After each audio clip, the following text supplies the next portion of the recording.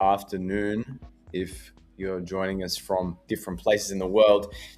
I'm your host, Zeek the Kid, and welcome to Since We Last Spoke. This episode 22, we're joined by none other than the great, the powerful, the Afrocentric Sway. Hello. Rocking that Afro kind of at the moment, Yeah, man. I'm just like long ass hair. I just like to go everywhere. throwing it out. Yeah, that's how mine was when it was like, if I let it get long, it just like Yeah. force out. I hmm really like it. I really mess with the look. At least for you, I feel like if you put a hat on, it's okay. Like it doesn't disturb the commotion. It doesn't disturb Yeah. the ecosystem. That's But pretty much what I do all the time. I put on like a bandana or like a beanie sometimes just to keep the fluff down. yeah. But do you get like cap head after that? Like when like your head. Not really. No, I don't get that. No, my Okay, hair all right. like it's like elastic almost. It just goes back Yeah, to its original form. that's Yeah. That's good. That's good. Well, yeah. Welcome again. Welcome back, my guy. We're gonna talk about some cool things this episode. Mainly focusing on like the creative journey and where we've been at, what we've learned. Like, I'm excited to hear how your photography journey has been treating you, Mm. and how you've maybe what you've learned since we last spoke. Yeah. Um, Literally since we last before I spoke. do, So let me just yeah, quickly yeah. jump on the thing here and put the link in. For people that want to join us. If they check in on the story, they can just jump right in. But what were you were going to say? Like, where have you been at? Yeah? Give us the brief overview, then we can go deeper. I think from there. Yeah, okay. I guess I've been doing a lot more work with portraits. Just recently ended up doing like an editorial type style of photography with someone. It's very different to portraits. I'm still, still going out to events and capturing what I can. A lot of stuff still isn't being posted, but we're That's right. getting there. Um, yeah, and I've just started picking up my interviewing thing again, so that's been really fun to do. Yeah, that's mainly it, really, that's happened so far. We can dive deeper into that, I guess. Okay. Yeah. Let's start with the editorial because I saw a post maybe today before it was removed, or I don't know if maybe her account was on private, but. Mm, Yeah, and I thought it was really good, man. You guys went out to like one of those like overpass bridges of the highway, right? It looked like yeah. you took the shots there. But hmm I feel like she was really open with you. Yeah, yeah, she was. My, big shout out to Jean. She's a good friend of mine who's a big model in the Shout out to you. industry, and yeah, she taught me a lot. Especially when it comes to just like what makes it an editorial. And it was an overpass over this bridge. We were like sitting over this one main road in I believe Marrickville, um, Dulwich Hill, I think. Yeah, because we weren't far from Lazy Thinking, if anyone knows where that is. Shout out to that spot. What is that spot? Like a food joint? Oh, Lazy Thinking's like this big. Well, it's small, but it's a pretty big and famous venue that puts on a lot of free shows, a lot of free DIY shows for pretty much anyone. They've had all sorts of different genres and types of artists and people have played there. Yeah, it's a space that like a lot of people call home. It's a space that just always puts on for the people, really. Yeah, as soon as like I was on the bus and I went past, I'm like, no way, we're so close to this place, and it's a bit sad that not many people know about it because it's a perfect spot if you ever want to do some DIY shows, something that's free as well. There's so many cool Yeah. spots like that we never hmm even know. Let me pull them up here because I haven't seen them. What are they? What are we calling them again? They're called They're called lazy lazy thinking. thinking. I'm gonna just write Bar Sydney, right? I'm guessing it's yeah, lazy thinking. Shout out to Dulwich Hill as well. I spent some time in Dulwich Hill actually. I probably walked past this place if it's been around. Yeah. Yeah. Oh yeah, of course. They had a just like techno night with these guys that were playing chip tunes, and I was walking hmm past, and one of the guys at the bar was like, "You got to come in and listen," because I was standing at the front. He could see I was kind of interested, and like I had just gotten up the road. One of my pleasures. I'm not going to say guilty pleasure because I'll like 100%. I live and die by this. But up the Hmm. road is like teleballs. So I'd Yeah. go and get like a stack of pancakes, just the plain classic style, and then just like, go back home, put on a movie. But I was on my way back home and there was like an event happening, right? And I was interested. The guy in the bar comes out, he's like, come in and like check it out. And I went in and I was like, oh, this is my jam. Like it's really intimate, low key, just some artists really just jamming. And like I saw the clips that you had taken, it was a different genre that was playing there because there's like a few different underground genres, but Yeah. Yeah. it's That the really one you've seen intense. must have been noise. Mm. Yeah. Yeah, well, yeah, shout out to Lazy Thinking because it's really cool that we have some of these places and these spots that, cultivate the underground in this way and like give people a chance to just do this, like, just really express themselves in that way. Yeah. Yeah, if you live close to Dulwich Hill, go and check it out. And so you went into the shoot with this kind of in mind that you were close to this place, or that this heritage is kind of with you, because I felt like looking at the shots and like hopefully you do eventually release them. um there is this innate like feeling of like the outer west culture. Hmm. I don't know where the artist comes from, where she's from, but it's very well done in that way. Did you edit them much in post? Talking about the recent editorial. I haven't done much of them myself yet. Yeah, I do want to do some more with it. Mm, Yeah, just because I really want it to be able to stand out and align with the sort of editing style that I have. Because I want to make a good mm, carousel out of it, and not just do two solo shots. I wanted to add more to the um the post itself because I really do like posting things with a purpose and not mm. just putting them out there for the sake of it. I want to be able to add more of my own flair onto it as well. Yeah. Yeah, I actually really, because I took a screenshot because I was like, it was funny. I tried to comment and then I commented and it said your comment is no longer uh accepted due to like the post being taken down, and I was like, oh fuck that, I'm gonna screenshot this. I'm like, he's gonna try and take it down because personally I'm like, I think in as a reflection and a reference point, whether you edited them or not, like I don't know what lens you've used, or you just settings were on point, I think, Sway, because like to me the lighting is very good. Like even though it's a neutral shot, like what you're capturing beyond having some sort of like too much emphasis on the editing or lighting and whatnot is the element of her. It's very raw, it's very natural, you know. Hmm. It does this sort of it has this documentarian style to it. So I Yeah. totally get if you want to push for something more, refined or as an image, but also like I really enjoyed that aspect of it, how it had this documentarian style. Yeah. Hmm. Well, I'll definitely put it back up because yeah, she shared it with me, and Mm. um, yeah, I was just like, I can do more with this, Hmm. like I feel like I can do more, but I just tell her just to put it back up, and yeah, because I just really found it as a really good opportunity to network more in the fashion Mm. and modeling industry. Because yeah, I really just want to be able to photograph everything, but Hmm. especially with you pointing it out like that, yeah, it's something to consider. I shouldn't just be in my own head about it. I need to really see it as a It's point. Really. it's a hard thing, yeah. Recently, like in that way, I can kind of I'll go into my side of things a bit later, but that's the editorial. That was cool. How did you feel? Like you directed that, right? It was just a solo thing that you went on, or did you have a bit of a It team? was a collaborative thing with me and her, and she Yeah, also brought in her friend Stella, a really cool. good up and coming model. Yeah.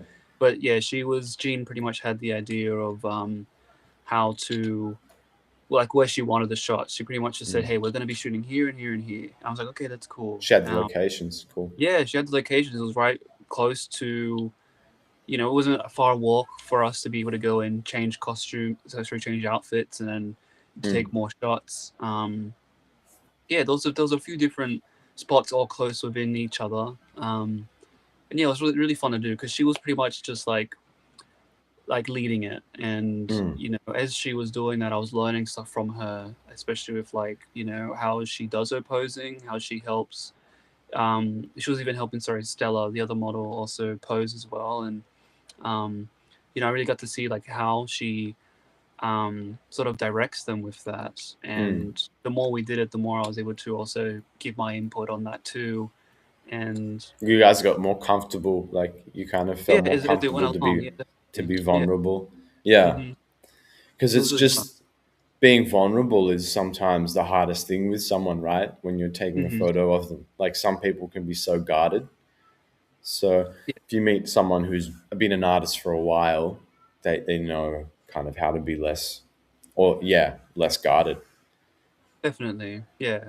It was really just, I don't know, it really was transformers for me, because like I Mm, normally with my portraits I try to find um a background that's has a bit of texture and color, or some good lighting.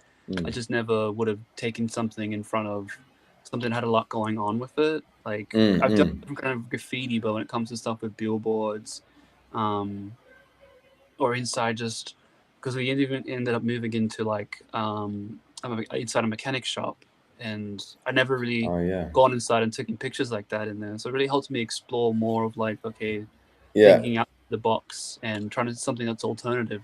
And yeah, With it an was nice. artist, yeah, I mean that's what you do for editorial. It's really an hmm exploration of a theme and a topic, and like it wasn't for a brand, so it was a personal editorial. So you just kind of, the artist in that case is the story you're trying to tell, and Yeah, that was perfect that she had the locations just in her mind. yeah, uh, yeah, taking photos in a mechanic shop is always really interesting because there's this whole thing of like bodies at work, you know? She's yeah. a musician. She's a model. Yeah. Okay, right. Yeah, yeah, yeah. Yeah, so that's pretty interesting in a way as well. Did you propose any locations before the shoot, or she had just sent you like a brief? How did you go about it? It was pretty much, yeah, just a brief. Yeah. But it was mainly just something that she really wanted to do. She was very Mm, excited to see how I'd go behind the, like she's seen a lot of my pictures before, and she just wanted to see how I was gonna go mm, and handle um pretty much her ideas and go along with it. And yeah, but most of it was her idea.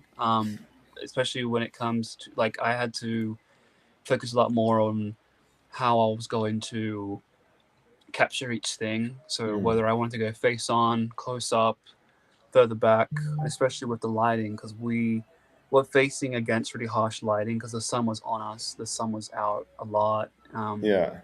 And each time we'd like would adjust to a different location, it'll be either the light was playing against me, where I would get more of the lighting from the background coming in, and it washed her out too much, and she Mm-hmm. become too much of a dark subject. So I had to sort of position her like, okay, how about you move here instead, Mm. move here. Um, yeah, it's interesting though, because we had a lot of people even then just watching us. Oh, there Because was just regular people. regular people. For one moment we did have like this guy and his friend just pull up in their car in the middle of the road. He just pulls up. They open the door. They yelling like "Yo!" and he's one of his friends in the passenger seat has his camera just pointing at us. And this dude's door is open. They're blasting music. They're just recording us. And Yeah, there's people walking in between us on the shots. Like yeah, we'd yeah. stop. No, no, go ahead. You go through. Or just people just catcalling, or people just say, There was "Oh, people catcalling. Yeah. those people Well, catcalling. Those people catcalling." yeah, that's So hard when you're an attractive model. It's like, yeah, yeah. Half the time I and told then them, yeah. Half the time I'd be saying thank you, and they wouldn't say anything.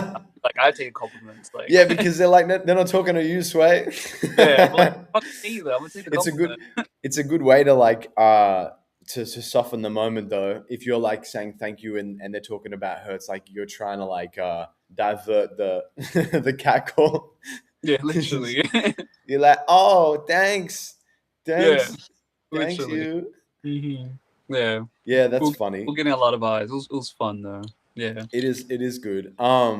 Anything that you would like do differently, or like, is there anything afterwards you were like, I don't like that I did that, or, any in that sort of vein? Not really, no, because we also gave ourselves a lot of time to be able to go back and redo things. We gave ourselves a lot of time to be able to practice and Mm. adjust each time. So Like for I the don't think there's looks and anything. things. Yeah, yeah, I How don't think many there's any. looks did you shoot? Four. We ended up doing Okay. four books. Yeah. Um, I don't think I'd change anything really, honestly. Like Mm. it was really fun being able to work with someone who had experience in modeling, and even with someone who knew what they wanted. I think that's Mm-hmm. something I really enjoy when someone knows what they want. Mm. I'm able to add on to that rather than take away from it. Yeah. What did was there something that you went into the shoot wanting? Um, Mainly to learn. I didn't go in with, I know everything. I went in with an open mind that, like, Mm. okay, I'm going to be with someone who's experienced and someone who knows what they're doing. And so when I I went in with a very open mind Mm. of what was going to happen. And I really took me aback of how much I did learn, especially. What was one thing that you feel like you'd change, like from your own perspective, if you've learnt something from it, especially that you're gonna like bring forward into your work? Definitely will be more about posing Okay, it's and always a storytelling. tricky one. Like Yeah, because guiding the model. yeah, I've always struggled with guiding models. Like half the time um I try to tell them to relax, or I told them just to adjust some things. But Mm. I guess I learned that with posing, it's not just you know doing a basic side stance or looking upwards. It's about moving your whole body, Mm. with your feet, your legs, and your hips, your arms. Just even your hair has an important part coming into taking pictures.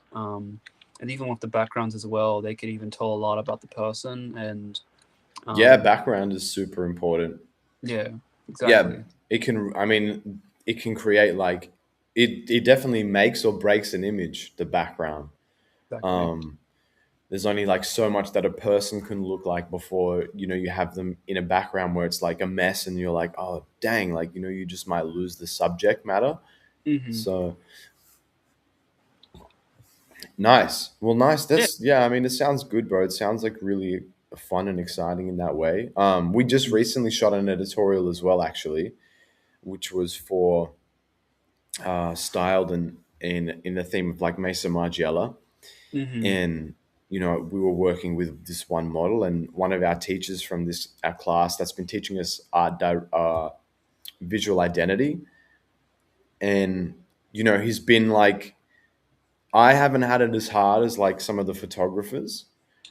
And what's been interesting is like listening to him, because he's working with like he's working on the cutting edge. Like it's interesting when you're with someone and their work is being produced on the cutting edge of artistic endeavors. Like he recently shot with Rick Owens' wife, Damn. Hmm. Michelle, and he shot her in Venice, which Hmm. was really cool. So yeah, his name is Alberto Polayo. If Hmm. you haven't seen his work, I definitely recommend Yeah, checking sure, him sure. out. Um, because yeah, I just think that he's great. And then like as a teacher as well, this is some of his work. Oh, whoa. So he has these themes where he plays with the angle of shots, and I mean this one was pretty crazy. This one was for Versace Couture. Hmm. That's Alberto there. Oh, damn. Yeah, super cool Yeah, yeah. He showed me guy. that. Yeah, he's got a lot of really cool work, man. You should definitely give him a follow. I think that it's super important. One thing that I've learned from my time here, dude, is that like there's these people that you really should go out of your way to study and pay attention to if you're striving to really better your craft. Because one thing that he said, like, to the photographers, is that you're either going to be someone who can execute, which is fine, or you're going to be someone who has an artistic vision that they are striving to carry out. And he's Hmm. like, you can't be both You can only really be one, you know? Um, if you're going to execute, like you said, like you might take direction, and then with that direction, you know how to get the best potential image with that direction, with all the elements taken in. But you might not necessarily have an artistic obsession that Mhm. you're trying to implement into that occasion.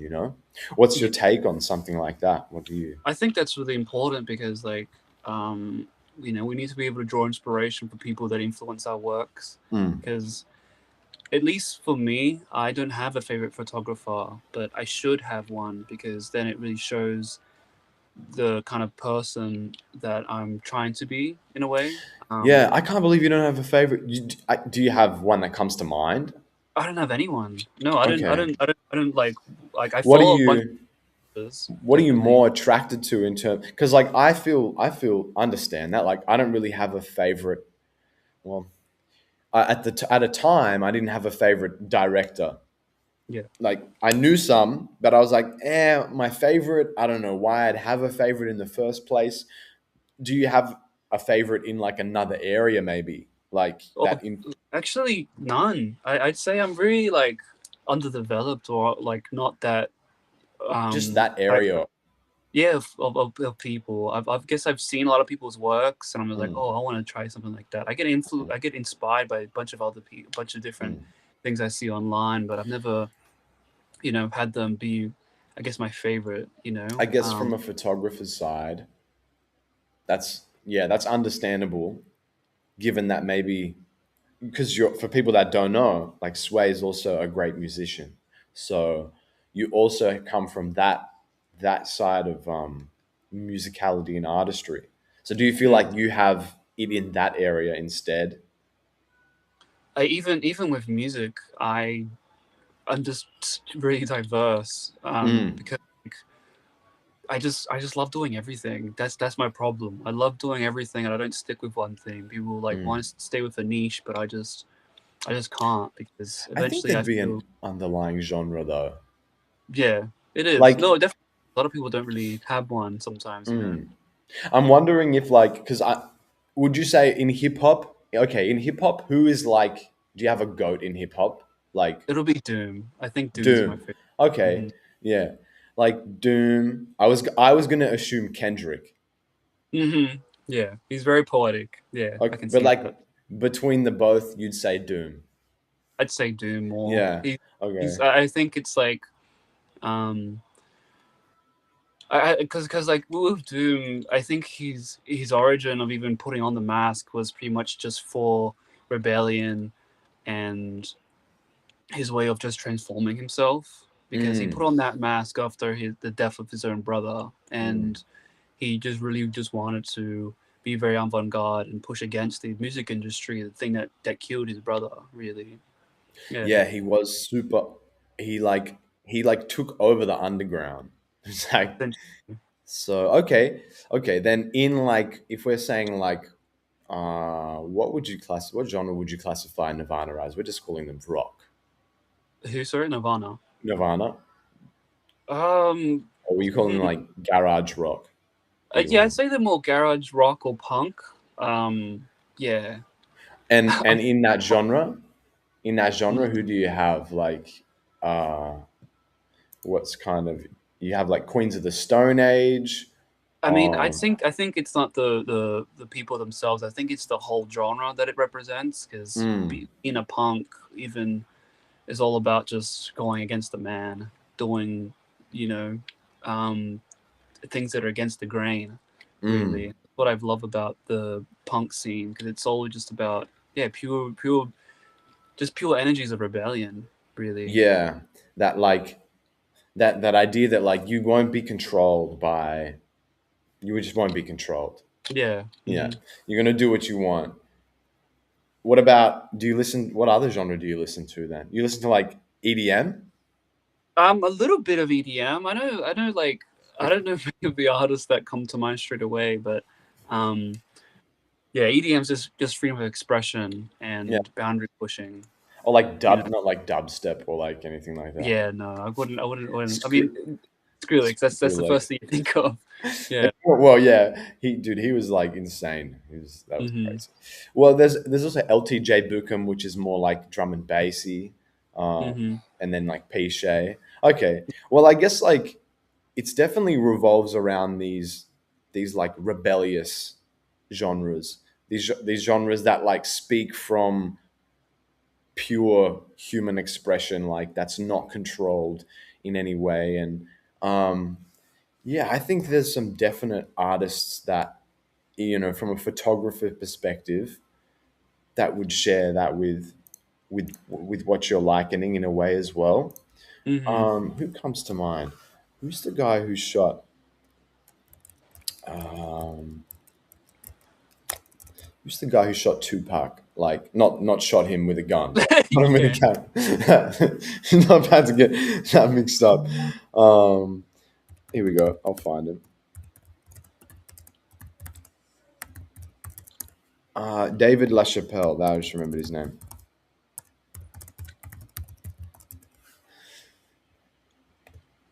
Some. That's So this is him. This is David LaChapelle. Well, find a picture of him real quick. That's him. So even I think his style is quite iconic in a way. Mhm. Oh wait, sorry. Yeah, you're not No sure. one. You're just like, "Huh, what? Okay. Yeah, David LaChapelle. This is him. He's from North Carolina. He studied arts there in art school. But his photography is like really, really interesting as well. It's very bright, like super colorful. Um, I haven't seen some of these. He also did the Travis Scott album Oh, cover. Astro Um, World. yeah, Astro World. Yeah, yeah, and he's done like some really, really like great work, And I mean, this was also Michael Jackson's album cover. Whoa. Yeah, yeah. I wonder if I can find the one with Tupac. Yeah, the Tupac. Everyone's seen this, right? Tupac in the shower, Tupac in the tub. Mhm. Yeah, really great work. And yeah, he's a photographer who I would say, I mean, he shot a lot of icons. He shot a lot of them in these portrait style as well.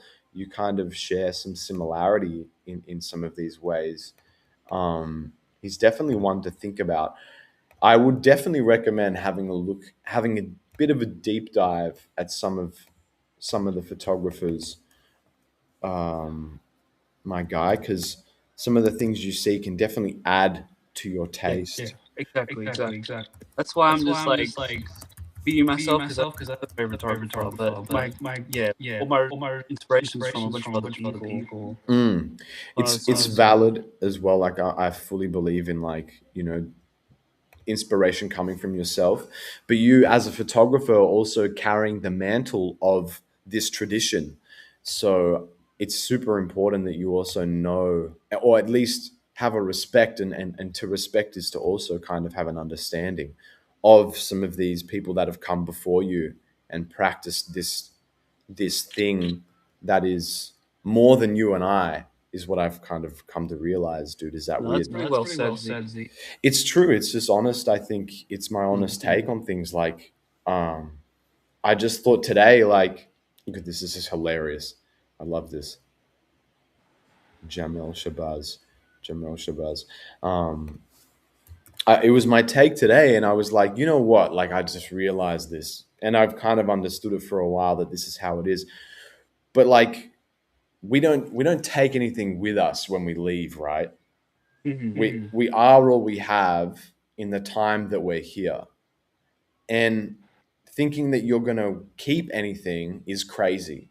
Yeah. So you don't want to leave anything behind. Like, if you have things that you're obviously not expressing for reasons that are personal to you, that's fine. But I think when it comes to this, is directly talking about art. It's like, why leave anything on the table?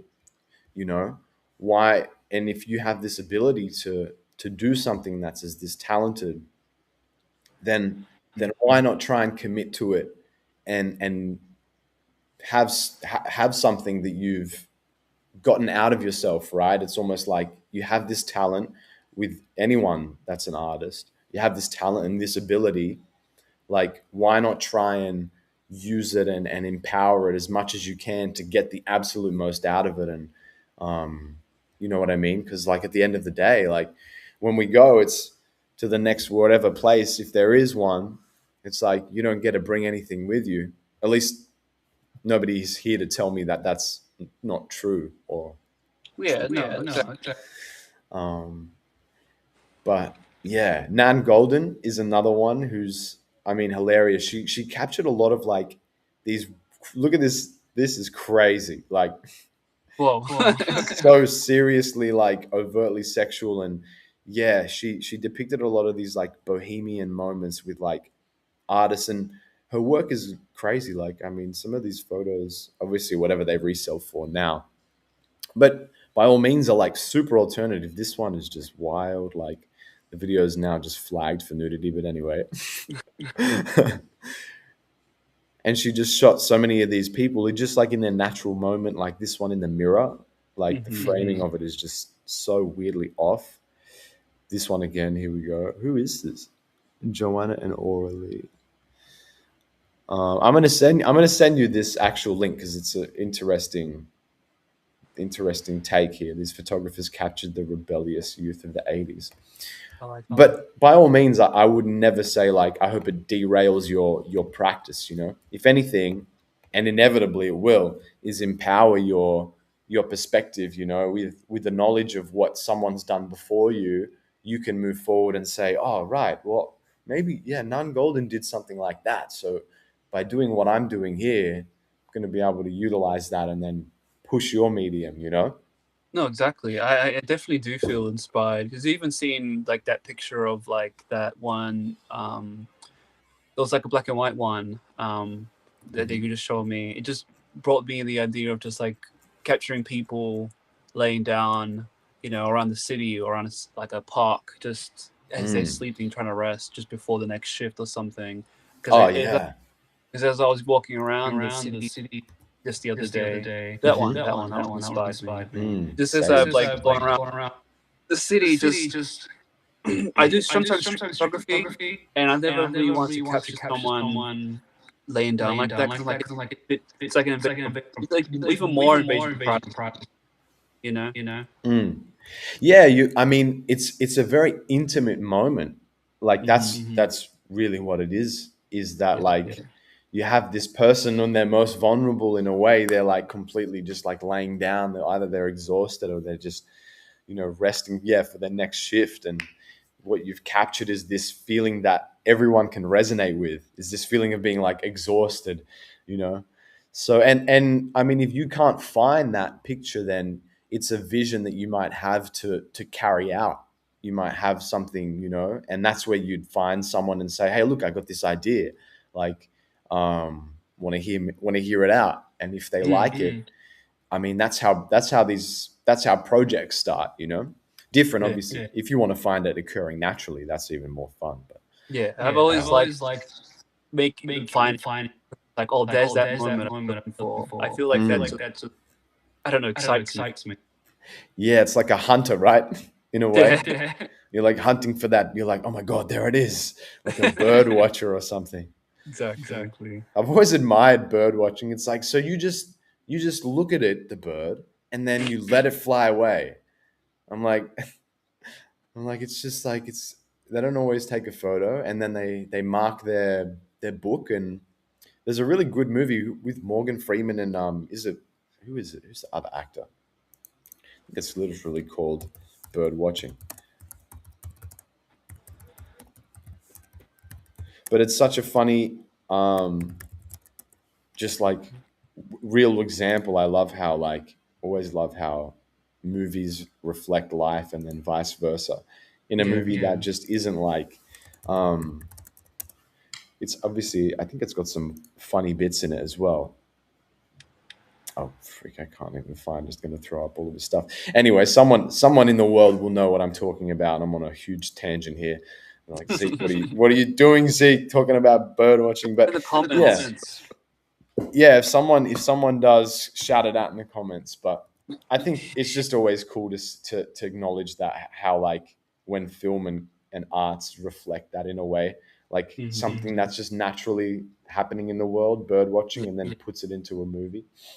I've always liked pictures like that one with the kids around the car. And Yeah, I've always liked yeah. that. I haven't ever seen Sage Sahir before. Actually, we studied a lot of photographers, but funnily enough, they were all really just white photographers, which I was Mm. kind of like. None of them were like diverse in many ways, which I don't really feel right about because there's to equal parts a lot of ethnic and you know Yeah. Asian and like African photographers that I feel like don't get talked about because for whatever reasons in the industry. But this guy's got a Yeah. lot of It's this work. unfortunate. There's some incredible, African American photographers as well out there that I've seen his work. Mm, mm. Yeah, I think it'd be definitely great to like investigate that as well. To broaden the perspective, and you find an African American photographer, and look at this is I hilarious. love that. The kid's just like playing with the water It's pump. that you don't see that anymore. It captures a time of like pure youth. Yeah, yeah, it really does. It really does. It's like really joyful. He has a lot of this, just like capturing just kids in their moment, just like hanging out, just people, their families. This guy's just Hmm. out here. I wonder where this is actually. Oh, Is it Florida. maybe? Yeah, yeah. The homes definitely look like Florida homes. Oh, literally, it says it here. Yeah. Like right, yeah, that's so cool.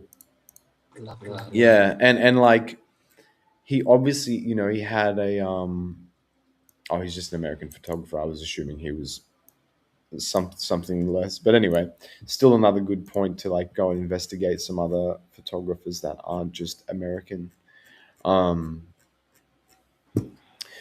I guess back to what Palaya was saying, and it was this like this thing where he's like, at the end of the day, um, a photographer that can execute will do that well, but they miss out on that level of artistry that can come from having a vision and pursuing that. So he then said, like, this is my take. It's obviously these are his opinions because like I believe also that a photographer that can execute can end up working with an art director that has a vision. And then when those two things meet, you get a really crazy editorial, or you get like a campaign that changes the perspective of things because a photographer knows how to execute that and bring in their own ability.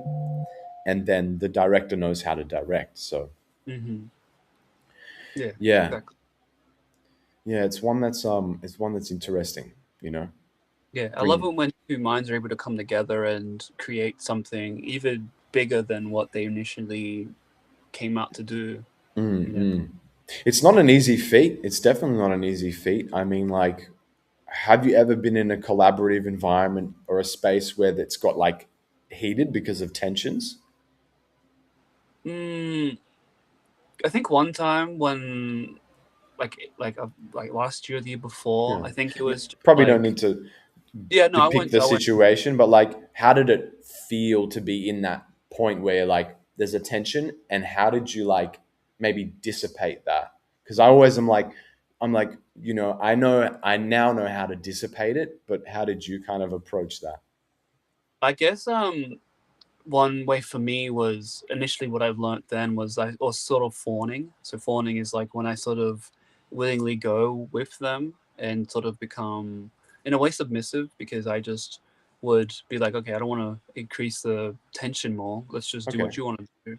Yeah. Um, However, just as soon as you know that idea is out of the way, I was like, okay, let's go back and start doing things together. So Yeah. I'd let them just get that out of the way, and then Mm. I'd go in, and then we'd try what initially we wanted to do, or even my idea. Yeah. Um, yeah, Okay. I guess Yeah. that. You Mhm. might call it fawning, but I think it's just like, I don't think it'd be like a leveraging situation. It's ultimately like being completely vulnerable to the point where you can confidently approach this idea and say, you know what, like this idea is not threatening to me. Um, Mm-hmm. let's take it. Let's run with it. There might be something amazing from it, Yeah. and then execute it. And I think it depends on a lot of a few different things. Like it depends on like who's at what position in like a creative role. Mm-hmm. So like obviously if you're just a photographer and there's a director, like your job is not to maybe so much question the ethics of that situation. Mm-hmm. Maybe rather question like the dynamics of the shot, the angle, the lighting. Whereas yeah, if it's like a collaborative partner, I guess like an artist, in that case it can be difficult because I think I've been in a situation and it's like she like a colleague and she's kind of like, oh, what about this idea, and then this idea comes in, right, and it's like it can be like a bit of a monster in a shoot because it's like Mm-hmm. it could be feeling like, oh my god, like it could derail like the shoot in a way, because you have this plan and this structure to things. But sometimes there's this magical thing that happens, and not all the time. But something like that comes in and it sounds good, and you just like you throw it out there to the people that are around you, and they're like, oh, like you see how it rides, see the Mm-hmm. energy of like how people are kind of thinking about the idea, and if it hooks in, then just like you might run it. um and that depends if you have enough time, like how strict the client is, because you don't want to make a fool of yourself if you're working with someone as well you Yeah. know so there's this funny, it's like a dance. I've come to think of it like sometimes we think so like directional, right? We're just like, I'm gonna get the shooting this and blah blah blah. But it's really like a tango, like a dance with someone that you're doing, and there's like times and moments where in the idea process where that is like a to and fro. And then Yeah. obviously like in photography, you'd like kind of take more of the directional type of Mm-hmm. thing. No, But then it exactly. depends on how you work as well. Like Palayo has this thing where uh, I'll talk about him again, but he's had this really interesting thing where he's like, I don't want models to like look at me. He's like, I don't want them looking at the camera at all. And so like if the model, like on the weekend when we were shooting, a couple days ago, she was a moment where like she like looked at the camera and he's like, don't look at the camera, and she just looked away. But he That's has funny. this thing. It's just this thing that he has. He's like, I don't want her, because eyes are the window to the soul, right? And he's like, in this case, like, I don't necessarily think it's appropriate. He was saying like in what he's interested in, for the model to look at the camera. He's not interested in that. He's interested in another idea. So these small things like that are like things, I guess, that you should define, within yourself, and what your kind of direction is. Yeah. Yeah. I think with me, I'd love to just um yeah, when if I come with an idea, definitely stick to it. But as well as Mm, just experiment and see like and test the limits on how it goes. That's mm, something that you taught me, was to think more outside the box and think what else could there be. Even if I'm tired, I still just or I think I'm done. I'm like, no, there has to be something else I can do. Because even with mm, like um some of my other portraits I've done with people after an interview or something, I like try to see like I've already done this angle before. Let's try a different angle. Or how about if I move my camera here, this would work. mm, But a lot of my photography relies on them looking at me, especially mm, since it's about them. With street photography, I think the principle there for me is that they shouldn't look at me, because then when they see me, it's like, oh shit, I'm exposed mm, and I'm noticed. I'm not supposed to be noticed. I'm supposed to be invisible. mm. But I guess it depends on the concept that you're using the photographer for. Um, Yeah, yeah, yeah, on the because art direction, or on the definitely. creative direction. So yeah, yeah, Yeah. but I definitely sense that. Yeah, in some of your gig photos that I've seen where like people are just like yelling and screaming, you still manage to kind of get them in this moment where they're like still facing you in a way, like, or it's like still intimate. So hmm yeah, yeah, yeah. You shoot on digital, right, as well? Yeah. Yeah, hmm yeah, cool. That's the Yeah. I can't weapon of do. I choice. haven't. I haven't done film. I want to work on film because, at least in the photography world, if you shoot on film, you're a real photographer, because There you is get that. you get very limited shots, and you have to be able to have the composition and just everything nailed down, Mm, be able to just get that shot. Because if you don't, it's just gonna come up blurry, and then it's just can you Yeah, still use it really? Yeah. yeah. I was a big fan of. I mean, like Nick. Nick, did you ever meet Nick Nitrate? No, I don't think so. It doesn't sound familiar. Nick and I had like been living together, and then we shot so many times, like and we met at the Glebe markets actually. Mm-hmm. But he was a photographer who only shot on film. That was his thing. He just loved film. This was a picture in Oh, Japan actually. Uh, Yeah, and then I love, he puts so he shot this on the Minolta RX, like he puts the details. He's such a detail guy. Like he's always putting like details of his photos. This one ooh, is crazy. So I don't know. He shoots on expired film. I love that. I really do love that. Oh, that's beautiful. What? Yeah, well, I think this is one that he found. That's crazy. That would be the inspo. Yeah, Fuck, that's so cool. yeah. These are great shots. I don't think I've seen these, Nick. You've been hiding these from me, Nick. Hiding these tucked away in the vault, huh? Yeah, this is so sick, bro. He has this he has this like infatuation with just like emptiness, but it has so much character. This was one of my favorites that he took actually. Mm-hmm. This like juice box here sitting on top of the dishes. So yeah, and he's this, this blank space. He's got a lot Really, I of like really that. cool work. Yeah, yeah. This was one of his actual um, like one of his campaigns that he shot. Mm-hmm.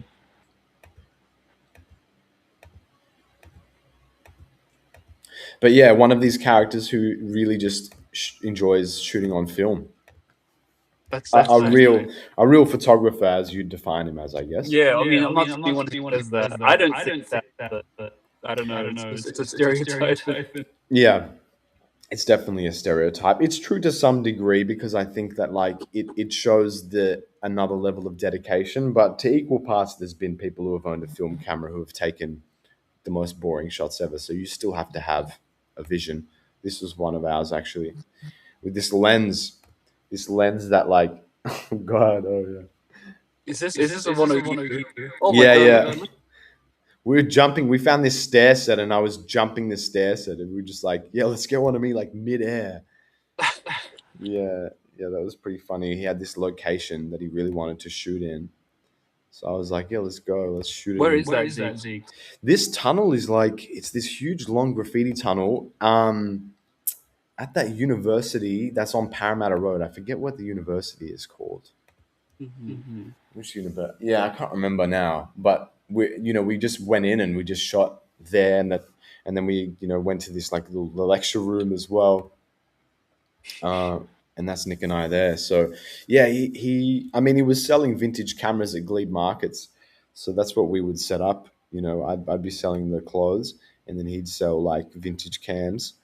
So Nice. I yeah, like that.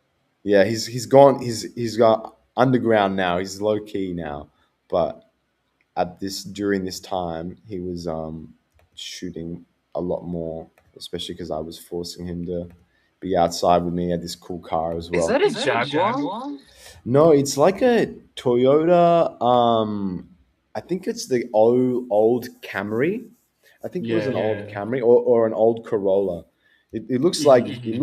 it could be a Jag in a way though. It Yeah, has the this tail like lights are just like it's grown into a Jag. yeah. Yeah. It was this man. It was this old school whip that he had, and then it got like it got hit by another car. Man, I was like, no, bro, this Yeah. poor vehicle.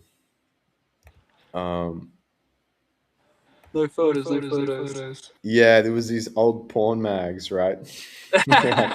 We were like, yeah, let's do it with the porn mags. So it was really cool. It's funny kind of looking back on these like old shoots because like even though we just would think of the idea in a day, we just like go and shoot. Yeah. It's very What I it's like about very photography, though, it's one of like my biggest. Oh, I know that guy. Go up a little bit. That guy there with the hat and long hair oh wait, let me down. see. Yeah, it's black and white. Oh yeah, that's Eric. Yeah. Yeah, he Yeah, works he at works Common at Common House. House. Yeah, shout out Cool, to cool, Eric, cool Cool, guy, cool bro. guy, bro. bro. Yeah, yeah, yeah. Nice. Yeah, Nice. he's a visionary of sorts, so he's cool. Mm. But yeah, no, I hear what you mean. Like the with It photography, captures It things captures in things in time. Yeah, time. Yeah, what I love what I about love about photography, it photography, it captures a captures a moment, moment, mm. lasts lasts forever. forever. Yeah, that's what I think is really cool about like like I said before, it's like you don't want to leave anything untouched in a way that you're interested in. So like photography is like contextualizing what you like in your mind and then capturing that in the moment, like you said. And I just think there's so much potential. There's so much potential in a photo. I mean, it's Mm. crazy, right? There's photos that have changed the world, like that picture that everyone's seen of Muhammad Ali in the ring. Yeah, Yeah. It's such a crazy thing, and it can be so overwhelming as well. I think part of the reason why maybe like you haven't also explored, and like tell me if I'm wrong, is also because of the feeling like it's such a huge thing to kind of like explore that and then try and reflect. Like it does take energy, yeah, it takes energy to do that and to execute these things, and just to like have an idea, it takes energy. If you want to really have it and make it a good idea, you have to like sit. Some ideas are great. Like sometimes I'm sure you get inspired. You'll just like think of something and be like, I really want to do that. But there's a process from the getting inspired to the do that, and the yeah, better the better you can nail that. I'm like, yeah, I think that the more that you'll be able to like have great ideas, you know, yeah. because You end up like building that muscle for it yeah, essentially. Yeah, like resilience to be able to go back and just be inspired and yeah, what it means to be the most inspired essentially. yeah, yeah. I've been reflecting on that term a lot because at first I was saying it because I'm like, yeah, the most inspired. I am the most inspired. And then I'm like, oh, damn, like I kind of, it's cool because it's just a cool uh, phrase, Yeah. like the most inspired because it's so general. Like everyone gets inspired. Hmm. um and then like to be the most, it's like, I mean, it kind of comes from where I am because I have this competitiveness in me, and it's like I can't get rid of it. Like I just, so it's something that I'm like just aware of in that way, and just use it to also make other people better, because like it's better if it's a team sport. Like I don't quite have this mindset like I'm a sprinter, whereas a sprinter's like, I got to win the 100-meter race. Yeah. It's not about that. It's like it's just like the harder that I think I work, the harder that people who are paying attention will work around me. And then if they're, whatever work they make, the better. Like, so I just yeah, I really kind of have been thinking about it like that. And recently I've been like, I've done so many things as well, right? Hmm. And this is one thing that I'll bring up. Alberto again, he was like, I used to do so many things. He was a painter at first. He was like, he painted.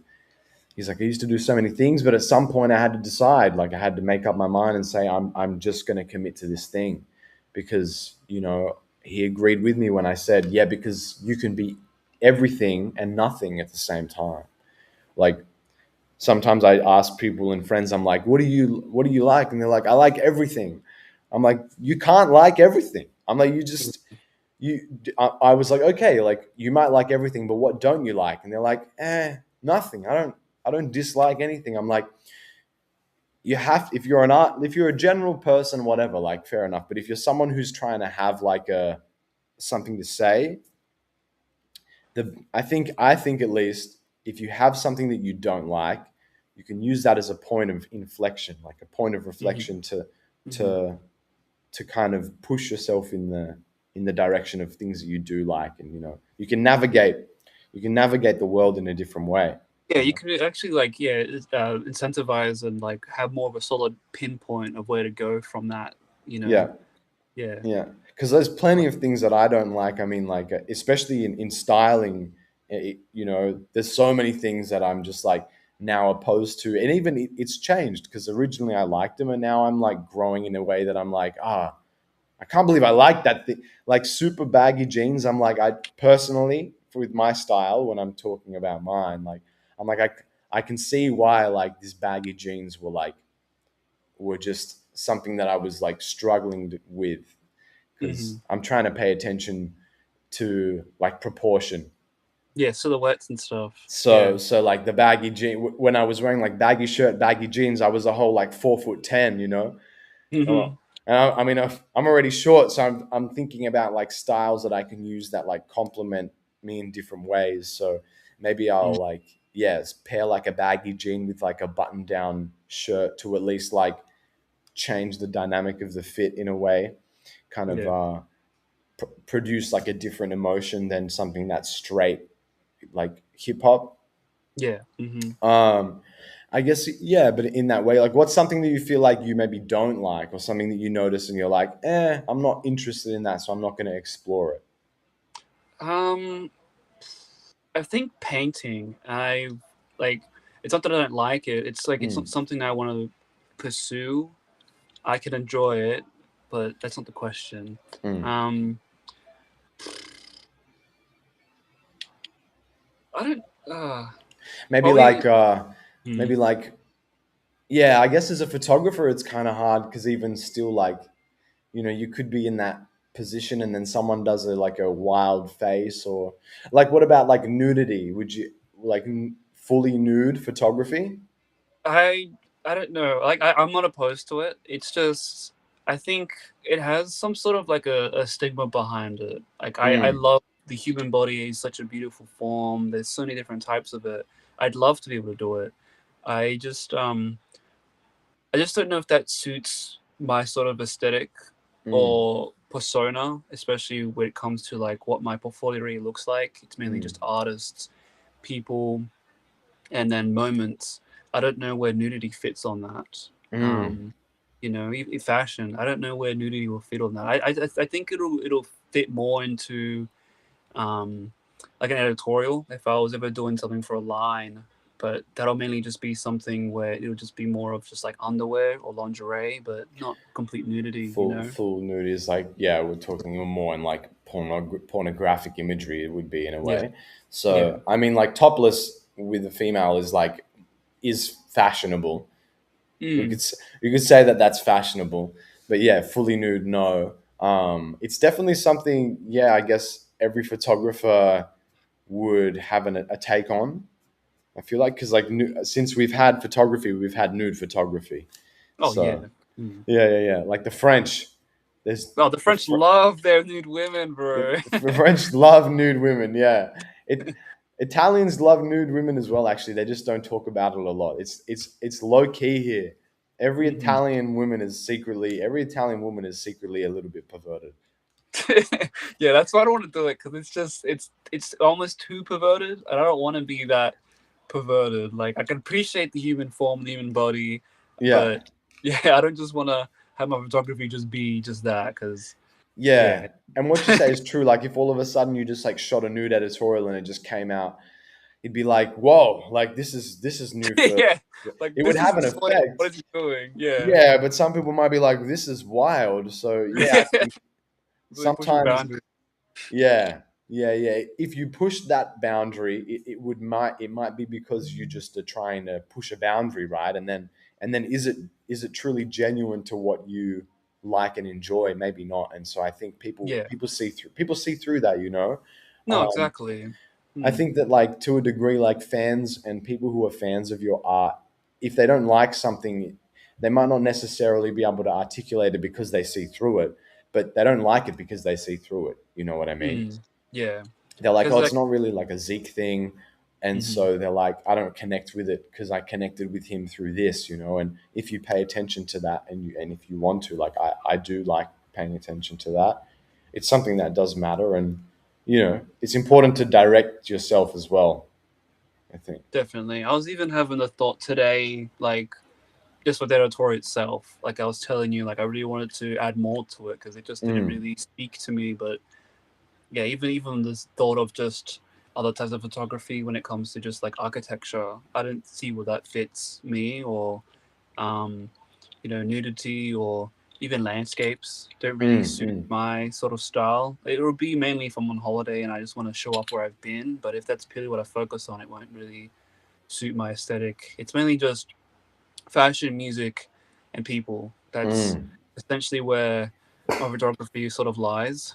Um, yeah, I just don't think we're um, yeah, I don't know where any of that other stuff fits in, and that's pretty much where I've Mm. like feel like I found more of my identity, being able to question that, and I feel like it's a very important thing to really question your art on where you fit in, or even like what your thing is, because it's not essentially finding your niche. It's more about how you represent your image and even like what your branding is, because that really plays an important part on like why people like you Mm. and what it is you're trying to represent and express about yourself. Because I can't, they like even before community, I can't really go out there and just post a random nude.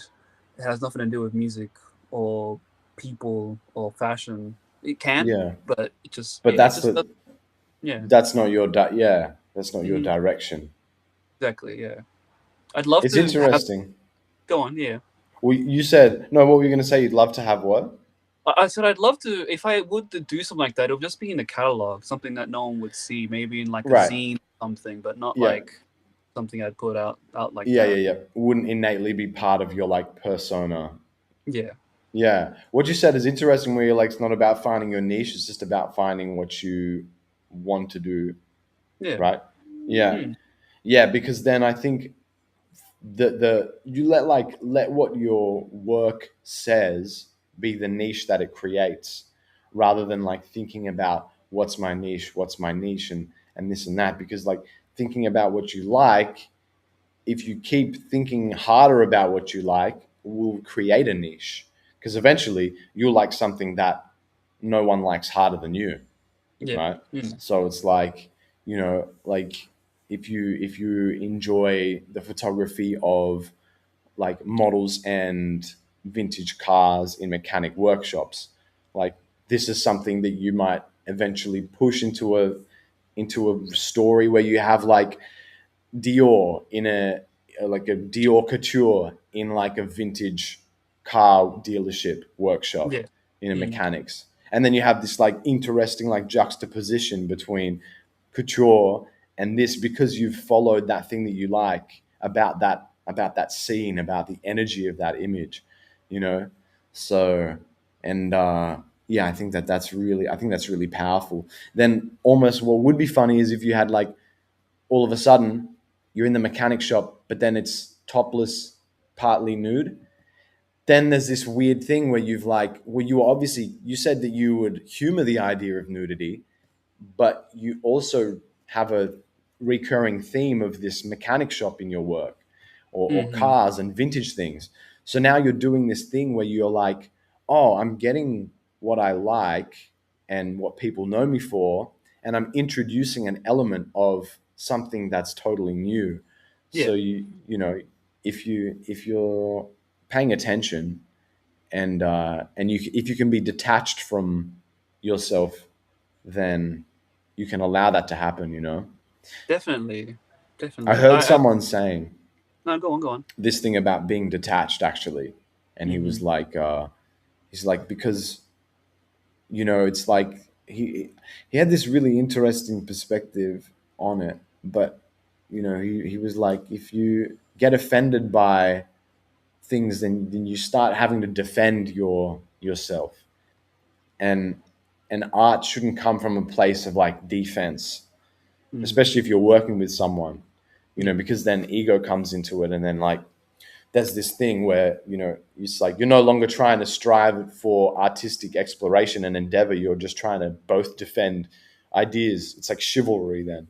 Yeah. So, he talked about like trying to be more detached in a way, as like to be an observer from your craft is going to allow you to do that and not take things so personally, Mm-hmm. and because realize that you're an individual outside of that thing that you're doing. It's like a tool that you pick up and you use the tool, and when you put the tool down, that's that. Yeah. um, it's something that's important to have, because we can get stressed out by this tool, these things that Mm-hmm. we do. And even if it's an idea, recently I've come to discover that an idea is just like a tool. Like a good idea is something you use to unlock or work on a another thing. Like if it's Hmm. an idea for a photo shoot, it's like a tool that you can use of the idea, and you unlock that thing using the idea. And if you're also attached to your ideas, then the same thing happens.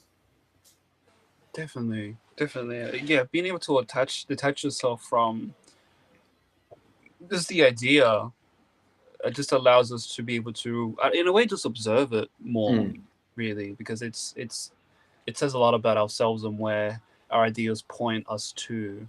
You know, hmm. I don't Who know. There's is a lot of food for thought, Zeke. who is Sway if not a photographer or a musician? Who is Sway? Hmm. I'm asking you that question. You asked me that question. I feel like Sway is someone who loves being around culture and people. He's someone who loves to just see where how art is changing and how art is forming, and finding the spaces of where it's cultivating. That's the one thing that Sway loves, is that he loves Mm. to be around that sort of creativity and like-mindedness. You know. Yeah, you'd Mm. be that the old head like on the porch, just like chilling at the. There's like an event on. You're like the old head there, just chilling. He's just No, taking. I He's got mean, a big cigar. I You know. don't ever want to be that guy who's in the back on the back wall watching like, yeah, like I can't be part No, of. not back wall, not back wall. You're like there. You're present. You're like Yeah, you're in the wheelchair. There's like kids pushing you in the wheelchair. You're like the American flag. You're like a war hero. literally, I'm a veteran. Be like, yeah, that's the fucking yeah. No, that's what I still want to be like 60, 80, still going to these shows as a Mm, photographer and still seeing what they're up to. Even yeah. on that, Zeke, I did want to touch on something because like Mm, the the music scene is a lot. It's I don't know. There's so much happening in terms mm, of just like hip hop is still where it is, where they mm-hmm, still are using venues and I guess collaborating with each other and just like, doing drumless stuff and changing how the sound of hip hop is. However, as I've been like moving around to different genres, especially in all the band stuff, I found that emo, hardcore, and grunge are both coming up, but they're doing mm, it in a way where it's very alternative. They don't stick with venues because venues don't fit them. They are mm, moving towards more places of like how raves are set up. They go to underground places.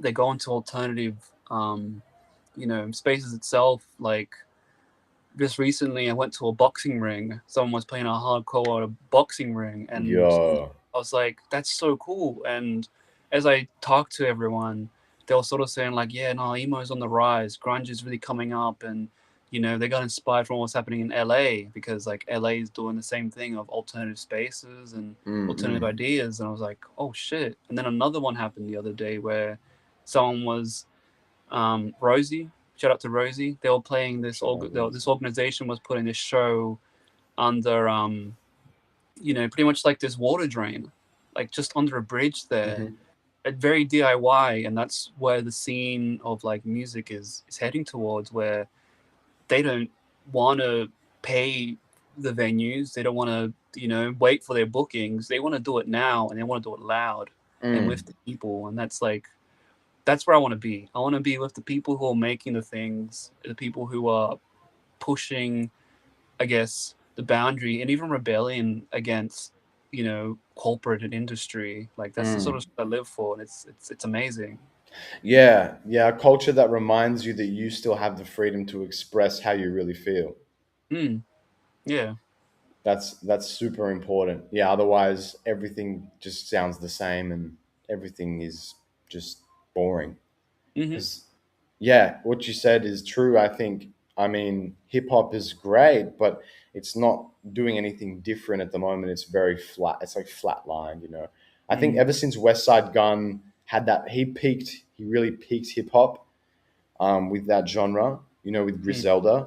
Then you had this constant little like leveling, and then it definitely just like hit the low where people were like, oh, this sound sells now, that sells this, book venues, tour, this and that, and blah, blah, blah. And then so, and it's very hard to, I think, copy in grunge and in emo. If you're a copycat, like you get filtered out, I think.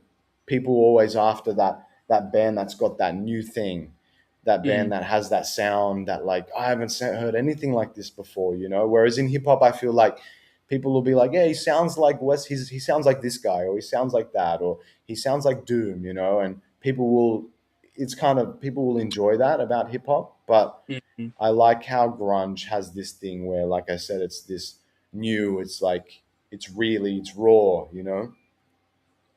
Yeah, there And is. Go on. yeah, yeah, no, no, go. I was gonna say there is this one hip hop group that I found that I interviewed. Alter Rico. They're a group of like these four young brothers, and like they're doing this thing called the Industrial Revolution, where they are sort of they're really when in the interview they told me that they're really trying to push the boundaries of what hip hop is, and I feel like the older generation are sort of sticking to what they grew up with, and I guess the younger generation have seen that they've heard too much of it, and now they want to change it, Mm, and they're revolutionizing it, and that sounds a lot different to what I guess I'm used to with hip hop. mm. And I want to find more people like that. That's cool. They were industrial. What was the artist Look up name? Alta, so ALTA, and then Rico, RI. Alto Rico Bonito. Wait. Yeah. Oh yeah. Yeah. Hmm. Alto Rico made me piss my pants. Yeah. That's hilarious. Little T there. Shout out to Virgil actually uh, doing those sort of teas. So I love Oh to yeah, see yeah, that. yeah. Yeah, he had one that was like he had some different ones. But no, these guys look great. So there's two brothers. Is it It's a? four of them. It's So four. Okay, right. yeah, Yeah, yeah, that's sick. And this still has this like this feeling, you know. It's very like underground. yeah, They're just doing it because they want to. yeah. But the thing too is that they played two shows at venues, and then for their release, they did a DIY underground show. Mm, I was like, that's so cool, and that's pretty much how I found them. They just had a T-shirt somewhere, and then I was like, cool, this is different, and yeah, hit them up, and it's that's history. sick. It's really cool. Mm. Yeah,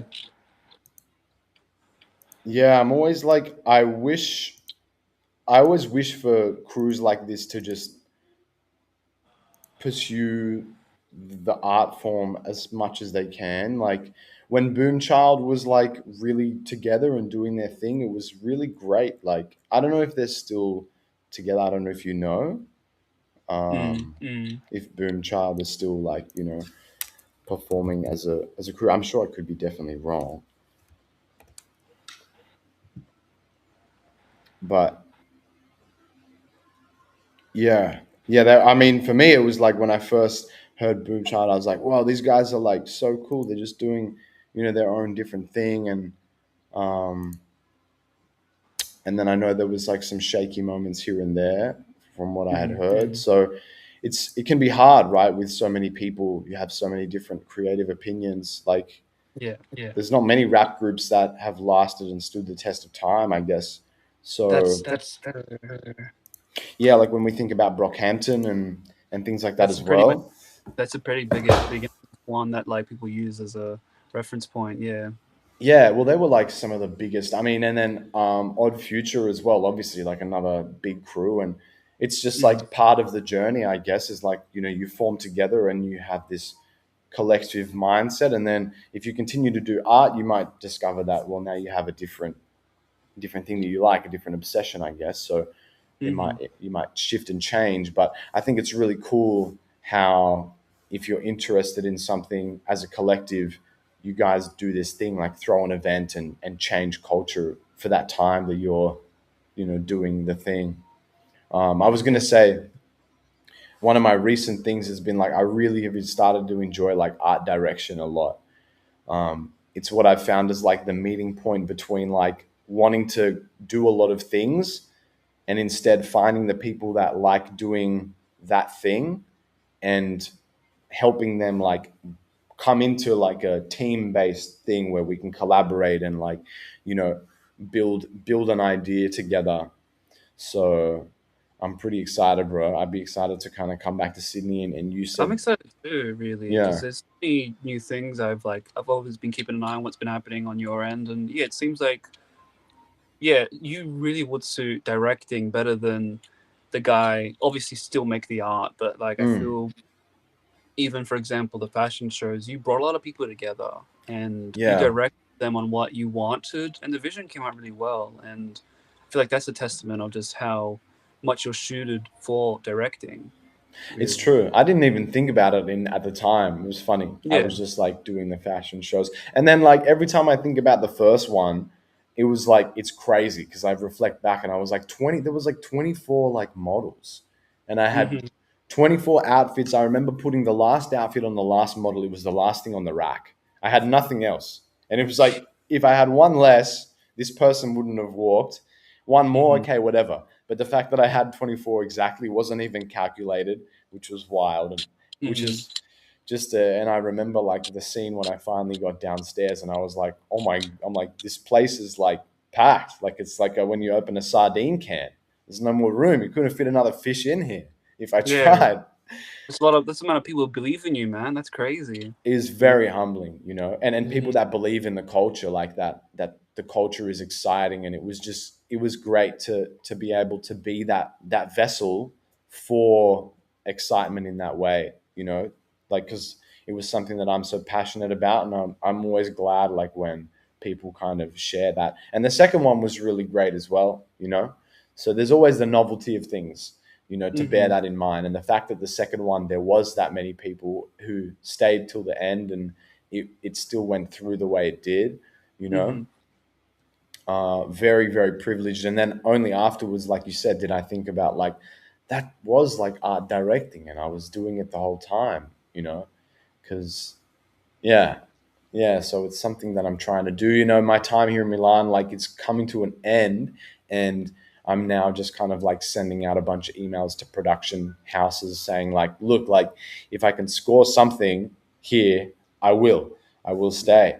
So I'm Hmm. like, there's a lot that's sort of up in the mix, but people are like, are you scared to go back to Australia? I'm like, scared? No, I'm excited. I'm Yeah. excited for whatever the future holds because of this perspective that I have to understand like, oh, this is what I really enjoy, and we're never a lack of people that are inspired. Yeah. So so long as you're the most inspired, you can direct people in whatever which way that they need to go. So I'm excited, bro. And then yeah, I'd love to kind of work with you again when I'm back and do something Yeah. really cool as I'm well. excited. I feel like I have developed and grown a lot too since, and yeah, I feel like I can even just tell. time itself is its own a good teacher. You know, like yeah, you could Mm. learn a lot through it. Yeah, What do they I'm pretty. say? They're saying time teaches all. Yeah, Yeah. amen. Literally, it does. Yeah, What were you going to say? Sorry. I don't remember. Oh, yeah. You were going to say you're pretty. I'm pretty keen for it. That's all I Yeah. think I was gonna say. I'm really really excited, really Mm. keen. Um, Yeah, the yeah, future in that way. it's not that there hasn't been like the shoes haven't been filled, but there's still a lot that you know the scene is missing. Really, there's a Yeah. lot um isn't happening because a lot of people are still just putting on shows and Yeah. creating new agencies and organizations, but like you know, there's something missing. I feel like the scene is still missing something. Mm. Yeah. Yeah, it's sort of how I feel as well in that way. I'm like, you know, I think like even from a global perspective, I'm like, I don't know, Australia has something to give. I know it's there. I know it's like tapped into the culture, and I think it just there's a lot of people in Australia that maybe do their thing but don't pay attention to like the culture of Australia that they're doing it in. And whether that's in relation to like the Gadigal people and the heritage drawing from that, maybe not directly, but like that is there, it's existing, it's part of Australia. So I think finding a way that, say, with an advertorial, you can express Australian culture and ethics using that perspective in in Balenciaga's style, or like You know what I mean? Like there's a mix here that exists because like high fashion has existed in so many different areas, but not so much in Australia. I mean, Commas recently won the GQ award, which is a big note for fashion in Australia. Actually, Hmm. Commas is like a pretty high up fashion brand. Um, but yeah, that's what I think. At least, I think that it'd be really. I'm really excited to come up with some sort of idea that has that element of Australian culture and like this idea of that it is a multicultural place. So bringing those elements in, you know, um, would be something that's a challenge and also really fun to do under the lens of fashion as the underlying thing to say like, hey, look, guys, like Australia can be chic, and you should really think about it as somewhere that has the potential to do that. That's well, at least what I think right now.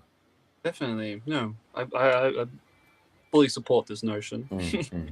Definitely. We're on that. Well, Mm. Swaya, I'm going to keep this light and sharp. I mean, if you want any other points to discuss or have anything else to mention, No, I think there's not much else. Like I really wanted to talk about the scene, what I've been up to, and hear about what you're up to. I think I'm yeah, pretty excited to yeah. if you want And actually. it was great to like just like chop it up with you anyway. Like it's just Hmm. yeah, I like this platform as an ability to like explore and talk intimately and like be vulnerable.